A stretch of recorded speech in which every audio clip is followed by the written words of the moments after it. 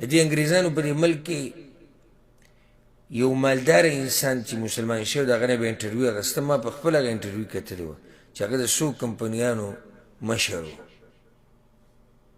نو هغه ته وي ته څنګه مسلمان شو؟ هغه وي زه مسلمان په دې طریقه سره شوم چې ما سره یو کس و هغه به صفایي کوله زما د دې دفتر او زما د مکتب.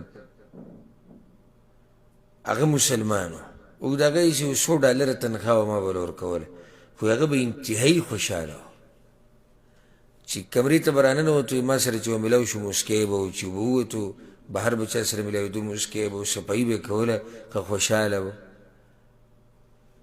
او ما سره په اربونو ډالر پراته دي او زما په ژوند کې خوشحالي نه وه. نو بیا زه د هغه سره کېناستم، مې راوغوښتو چې د دې خوشحالۍ څه طریقه ده، ما ته یې هم وښایه چې څنګه خوشحاله شم. ته په مخه موسکی په مخه خاندې را خاندې خوشحاله او یو $100 ستا تنخواه ده.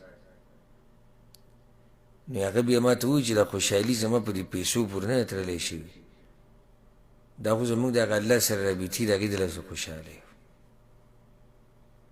دا خو زموږ زړه کې یو سکون الله اچولی دی.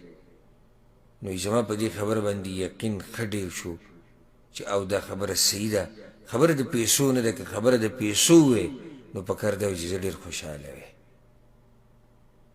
نو د هغې د لاسه کلمه ووی مسلمان شو. نو بیا ورته کس وایي چې اوس دې ژوند څنګه دی؟ وایي انتهایي خوشحاله، هغه غمونه هغه هر څه زما ختم شو د دې کلمې ویلو د لاسه. ولې؟ ځکه چې کلمه چې ته وایي مسلمان شو نو ستا په خوله به یو خبره وي، په دې کې به خیر و او بس الله په تقدیر کې لیکلي.